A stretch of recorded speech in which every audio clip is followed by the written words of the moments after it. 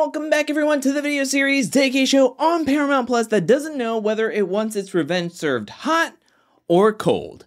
That's right, we're talking about The Challenge World Championship episodes 1 and 2. It's a doubleheader for the first week, the premiere week of the Challenge World Championships, and we got a lot of content to go over within these two episodes because the first episode was over an hour long and the second episode was about 45 minutes. So with that being the case, let's jump in how the World Championship starts off with all the global MVPs showing up to meet up with TJ, Bryony Dawson, Marley, and Mark to get the lowdown and to be hyped up by them because they are going to be participating in the first ever World Championship for The Challenge. And in this moment, they're getting hyped up. They're getting a little bit of what they're going to be playing for and how the game is going to go. And that's when Marley drops the mic saying, you know, there's a few other players that we're going to bring in to compete alongside with you. And that's when we see the helicopters flying over. They land just outside of the stadium to reveal 14 MTV legends entering the game. And that's when TJ says that this is going to be a partnered season where the global MVPs will be partnered up with the MTV legends. Now, for the people at home counting, there's 16 global MVPs and only 14 MTV legends, and that's when TJ gets into the qualifier that the global MVPs will be participating in. In this qualifier, 5 checkpoints where the top performing man and woman will be safe from possibly going into the first elimination of the season, where the last place finishers of man and woman will be going directly into the elimination. I personally love this idea of the qualifier because it shows off everybody's competitive levels, how they stack up with each other in all different aspects, how resilient they are if they get behind in one task, but can fight their way back to get in first or second or third after being last in one task. That's really good to know going into who possibly could be picking partners. And I also love that this qualifier isn't just a complete purge, that the last place man and woman will go directly home. I love that they're actually going to be playing for the first elimination. Now let's get into this qualifier. I'm not going to go through every single part telling where everybody finished in every single checkpoint, but I will go over the top 3 finishers of the men and women from each checkpoint. The first checkpoint was an eating portion where everybody had to drink these 2 big glasses of disgusting concoction disgustingness. And they also had to eat something, but we didn't really see a whole bunch of people eating or emphasis on the eating. A lot of people were just drinking because I think that was the biggest thing that they had to overcome was the drinking. Zara mentions that this was all vegan. This whole plate was vegan, but it was still nasty as ever. Ben really surprised me here, finishing the eating portion first. Then it was Grant, then it was Troy. On the women's side, we have Kaz, Zara, and Kiki finishing in the top 3 for the women. We move on to the second checkpoint, which is called Hammer It Home, where all the competitors are given a sledgehammer. They're trying to hit a tire down a lane to cross a line. Once you do that, you can move on to the next checkpoint, and Ben didn't lose any steps. He didn't slow down at any point. He was able to finish this first, then Grant, then Troy. On the women's side, however, Zara actually leapfrogs over Kaz to finish this first, and then Emily and Sarah make up a lot of time. This was their bread and butter. They're going to be hard players to beat when it comes to absolute physical strength. Checkpoint 3 is called On a Roll, where all the players are going to have to use cinder block cylinder, and they're going to have to use it to get across a certain length of the field without touching the grass. If you touch the grass, you have to start all the way back over. Ben gets to this first. However, he falls off. He has to reset himself. Grant is able to take first place in this checkpoint, then Troy, which this was in Troy's wheelhouse. And then Ben was able to finish this third. Claudia comes out of nowhere to finish this section first and moving on to the 4th checkpoint, then Zara, then Sarah. Checkpoint 4 is a puzzle that we really haven't seen on the challenge. There's a whole bunch of different cylinders where all of them weigh a different weight. And you're gonna have to put them in order from lightest to heaviest, and all the cylinders have a symbol on them, whether it is a letter or a number or a symbol. And once you think you have them in the correct order, you run over and try to recreate the code and get a check to then move on to the final checkpoint. Troy was able to finish this quite quickly, then Grant, then Ben. On the women's side, you have Sarah getting to this puzzle and finishing it just like that. Sarah and Emily are able to finish this 1 and 2 and get to the final checkpoint, and they have quite a bit of lead before Zara, who finishes up her puzzle and moves on to the final checkpoint. Now, this final checkpoint was quite a doozy, as all the players were going to have to drag this weighted pole with their country's flag on it from one side of the field all the way to the other, and then place it into the holder. And it looks like there was a portion of this qualifier cut out, as I think the last part was just everybody running to a finish line, which if somebody was neck and neck, maybe they would have finished it up. But because everybody was pretty definitive of where they ended the race, I don't think they showed the final run and just showed everybody being like, you won, you got second, you got third. Grant was able to hop over Troy, get his pole to the holder, and put it in first. Grant wins, then gets second, then Nathan. And then on the women's side, Zara was able to complete this first for the women, surpassing Sarah and Emily, who I was shocked by that, because Sarah and Emily did really well on the hammer at home checkpoint, and they are two very physically strong competitors, yet Zara was able to easily surpass them, put her pole into the holder, and lock in the win and first place. Kaz was also able to surpass Emily and Sarah.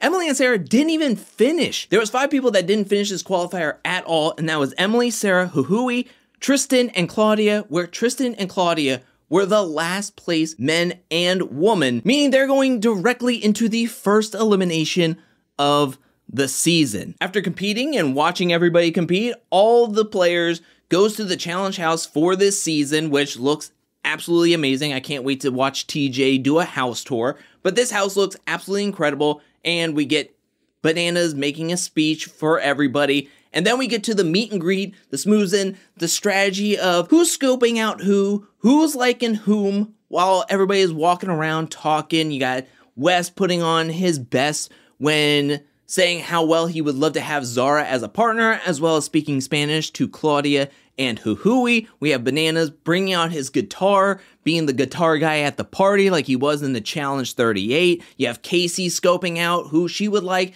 and she's taking a liking to Ben. You have Rodri dancing the salsa with Justine. They can't be partners, but it just goes to show like maybe they're using their social skills and trying to put out good energies and good vibes to get a better social game out there, as well as we see Sarah and Emily getting very, very close together. So I think those two players are going to be 2 people to look out as we're going through the season. Now, it's fun to get everybody's introductions and seeing how the MTV legends are talking with the global MVPs and seeing who's clicking with whom. However, there's still an elimination and decisions that have to be made at the end of this episode, as we have 2 people up for elimination. So we get down to pure strategy on the global MVP side, because they're the only people that are going to be taking part in the vote to see who's going to be voted in to possibly go up against either Tristan or Claudia. The early names that are being thrown out there are Huhui and Rodrigo. Because Claudia is already up for elimination, why not throw more Argentina players out there, as well as Tristan wants to go up against Rodrigo. However,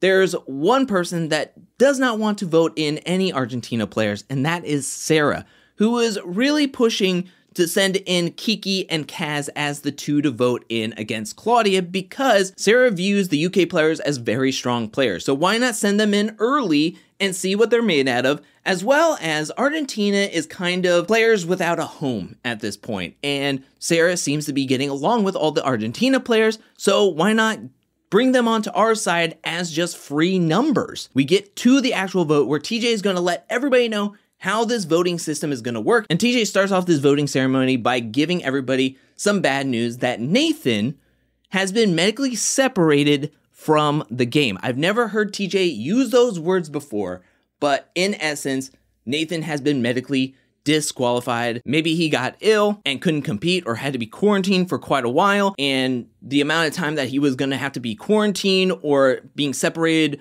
from everybody else in the cast would have been too long, and they couldn't pause production at that time. So at the end of the day, Nathan has been medically disqualified from the World Championships. So that means Tristan can thank his lucky stars that there will be no elimination, that he does not have to go into elimination this week. However, that's when TJ tells Grant, Zara, and Claudia to leave the room so everybody else can vote in 2 women to possibly go into the first elimination against Claudia. We start off the talks with some people bringing up Huhui's name. However, there's quite a few people that are now on the different train of thought of, instead of Huhui, we're going to be throwing in Kaz and Kiki. The US players, all 4 players standing united to send in Kaz and Kiki, with all 4 members voting in those 2 players, as well as the other Argentinian players. Then you have Kiki and Tristan voting in Justine and Huhui. You have Emily and Troy voting Huhui and Kaz. Then you have Kaz voting in Justine and Sarah. We get a confessional from Sarah saying that this is all for strategy to see how stalemates are worked out in this game. Now, I will say that I do like the idea that they're trying to figure out how this game is going to be played from all different directions. However, this is like them playing a solo game at this moment, because we haven't even got to the full gameplay because they haven't been paired up with the MTV Legends. So what happens in this stalemate probably wouldn't happen if there was a stalemate happening the next time around when everybody is in their official pairs. So again, I like the idea. The execution was wrong and it wasn't fully thought out in that way, but I do like the spice that everybody brought with these different nominations and putting Grant and Zara in a very sticky situation, having to go up against each other and vote differently right off the bat. Speaking of Grant and Zara having to vote, let's go to the elimination, where it is a tie where Grant votes in Kaz, Zara votes in Kiki, and TJ looks at both of them and says that Zara's vote would be the tiebreaker, meaning Kaz gets off free of seeing an elimination. We have Kiki and Claudia facing off against each other in a pole wrestle where Kiki shows up, shows out, wins 3-0, even doing a split during one of the rounds. Kiki is incredible, and she just showed everybody not to mess with her, not to underestimate her, as she wins in the pole wrestle in the first elimination of the season. Claudia is eliminated, and now we have 14 global MVPs ready to pick their partners and who they would like from the MTV Legends. And that's where the first episode ends, and we start on the second episode at the team picking ceremony, where all the MTV Legends joins TJ down at the elimination floor. And I'll be honest, some of these picks were quite good in my opinion, and some of them had me a little bit head scratching. But let's get into it. Grant is up first because he crossed the finish line first, and so he decides he's going to pick John A, which I think that is a great tandem duo where they have strength, they have endurance. John A is the puzzle master, and Grant has a little bit more muscle, and so I think that they are able to balance each other out quite well.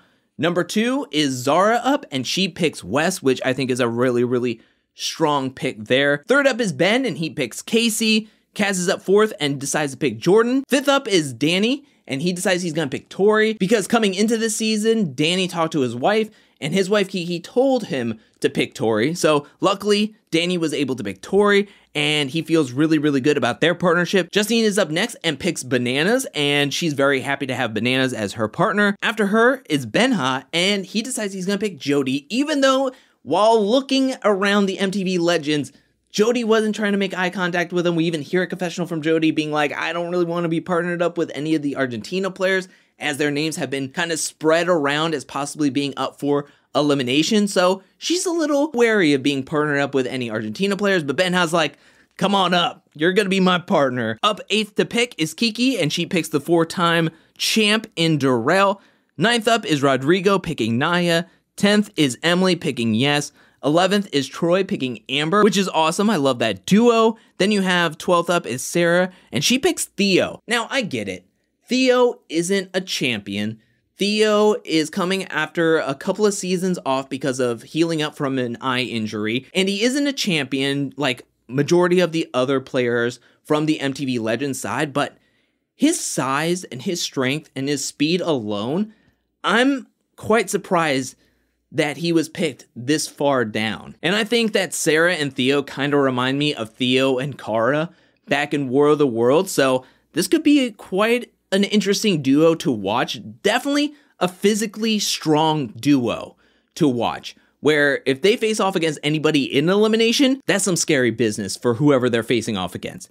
And that leaves Kellyanne and Nelson without partners, and because there's only 2 people left, Kellyanne is partnered up with Tristan, and Nelson is partnered up with Huhui. And now everybody comes back to the challenge house in their official partnership, and everybody's starting to like talk, get to know each other even better. The first meet and greet, you're just trying to get to know everybody. It's kind of like the Bachelor or Bachelorette. You're just like popping around the house, talking to everybody, just seeing who you vibe with. But now that you're in your official pairing, this is where you have to learn how to communicate with each other. What can I do to make you feel comfortable? What can I do in pressure situations to not piss you off? How are we going to communicate? How do we work well with each other? Why did I pick you? Something that was very telling in this moment was Casey and Jonna talking with each other, and Casey and Jonna specifically talking about Kellyanne, and Jonna saying that how she is friends with Kellyanne outside the game, but coming into this season, Kellyanne seems a little off. And we even see Kellyanne at one point sitting on the couch in between Emily and Sarah, and they're trying to talk to her, and it seems like Kellyanne's head is somewhere else. It's in the clouds. So Kellyanne's journey on the World Championship isn't getting off to the best start, as well as it's kind of intimidating to come into this game, and there's so many new players, there's so many strong new players that have already competed on a different challenge, and also Kellyanne is, at this point, is like boarding the paranoid train, but we'll get more into that later on. The next day, everybody dons their challenge gear, meets up with TJ for this episode's daily challenge called the Chain Gain, where all the players are going to work together to get over a sand dune, run to a puzzle station to then grab a 700-pound chain, bring it to your corresponding puzzle space, and then try to solve a puzzle using that very heavy chain. The first pair to ring the bell wins. The last pair goes directly to the elimination. Now, I love this daily challenge. This daily challenge is testing all the competitors on everything. Your communication skills, your puzzle solving skills, your strength, your stamina. How well do you work together? I mean, this is so good. And it's also working out your speed, because you're going to have to run on the sand over a sand dune and then get to a puzzle board, as well as there's strategy involved in this, because you decide whether you want to use more of your mind instead of your strength on going to the hardest puzzle board that's closest to the bell, or you can decide to try to use more of your muscle and less of your brain by picking the puzzle board that's farther away from the bell, the finishing bell. I love this. This was such a good idea for a first challenge, in my opinion. The two teams that are neck and neck finishing up the puzzle first is Jonna and Grant and Jordan and Kaz. But when it comes down to it, Jonna and Grant are able to run quicker than Jordan and Kaz are together. So Jonna and Grant are able to ring the bell first, win this daily challenge. Grant is on a winning streak for this World Championship right at the very beginning. I'm very, very proud of Jonna.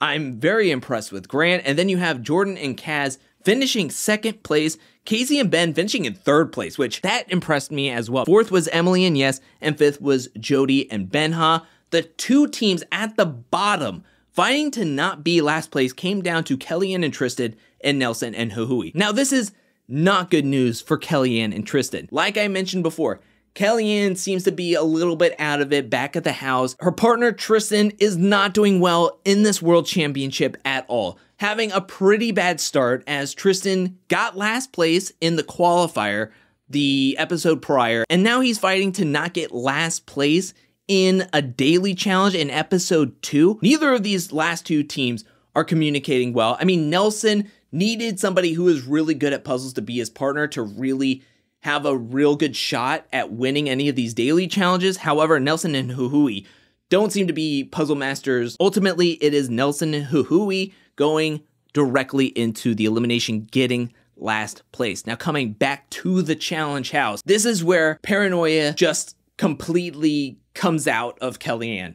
I mean, she is doing everything she can to try to save herself. She tells everybody that we should be going after the US players, and she's saying this to Tori, who then takes it to the US players and says, oh, Kellyanne is wanting to target y'all, and that is just not going to go well. Kellyanne is scrambling, she's forgetting where players are from, what countries are in this World Championship. Wes is making fun of her, Bananas is kind of shutting her down. She's looking for some assurance from Jonna, who is kind of beating around the bush when talking to Kellyanne. It's not a great sign, to the point where we get to the vote. Majority of the players vote to send Kellyanne and Tristan as possible nominees to go into the elimination. against Nelson and Huhui. Everybody's other vote to send into the elimination comes down to Jody and Benha. Jody is like, okay, I understand Kellyanne and Tristan being sent in because they were second to last. They almost got last place. They deserve to be nominated to possibly go into elimination. What Jody feels is unfair is her and Benha getting a lot of votes to be possibly nominated to go into elimination because they got 5th place. They finished pretty high up compared to everybody else, especially Rodrigo and Naya, who came 3rd to last. Why is Naya and Rodrigo not getting any votes? Well, it comes down to social games, and it comes down to who are you connected with. And Jody and Benha are not as connected as a lot of the other players. Jody and Benha are also voted to be possibly going into the first elimination against Nelson and Huhui. After the nominees are revealed, Jonna goes to talk to Kellyanne, and Kellyanne is trying to get some sign from Jonna. She's trying to get some assurance that please don't send me into the elimination.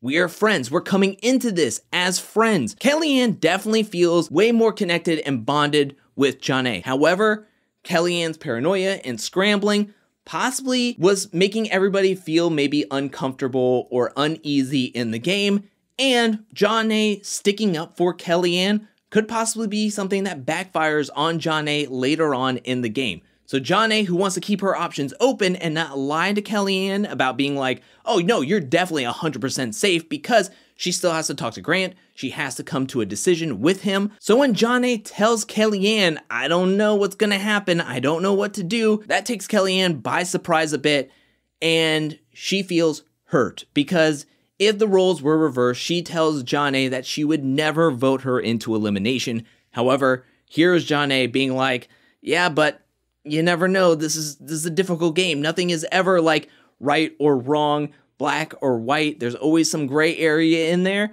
and I have to take everything into consideration, aka I gotta see where the rest of the house is, because if I decide to stick my flag in Kellyanne's field and everybody else is against Kellyanne, or if Kellyanne and Tristan can't win to save Jonna and Grant down the line, that's going to be difficult. So Jonna is here to play, and she's going to keep all of her options open, where this, I think, will lead to Kellyanne unraveling more and starting a lot more chaos as we see in the previews to the upcoming episode. This is where this episode 2 ends, on a cliffhanger. We had 45 minutes and we leave on a cliffhanger. I wonder if this is how all the episodes are going to be from now on, that maybe starting next week we will have an elimination and then a daily challenge, and that's how it's going to go from now on. Or is one episode going to be the elimination, one episode is going to be the daily challenge, and we're going to be going that way? We'll have to wait and see. But that is it for the first 2 episodes of the Challenge World Championships. What did you think about episode 1 and 2? Let me know down in the comment section below. What did you think about the qualifier? What did you think about the strategy of the first vote to send in Kaz and Kiki into the vote against Claudia? What did you think about everybody's picks and draft picks and where everybody was chosen for their teams? Which pair to you seems like the strongest pair? And what do you think Jonna should do? Do you think she should save Kellyanne or send her in? Let me know anything and everything down in the comment section below. I know I didn't give my full review of how I felt about the first 2 episodes of the World Championships. I had to cover a lot in this review and recap, but join me for tomorrow's Tiny Table Talk, where I will give my unbridled thoughts and opinions about these first 2 episodes and what I felt about everything of these episodes and how the game has been unfolding thus far. So please join me there, as well as giving my week 1 MVP nods and taking a good amount of comments from this week's video, this video right here, and taking a good amount of these comments and highlighting them, reading them, and answering and replying to them on tomorrow's Tiny Table Talk. So please leave me any and all comments you felt about this World Championship down in the comment section below. I want to give a special shout out thank you to everyone who supports me over at patreon.com/angelcakevids. Thank you for your support. Thank you for your generosity. Thank you, thank you, thank you. And thank you to everyone who is watching this video up to this point. I'll be back really soon with more Challenge World Championship content, more challenge content, more content in general. But until then, peace.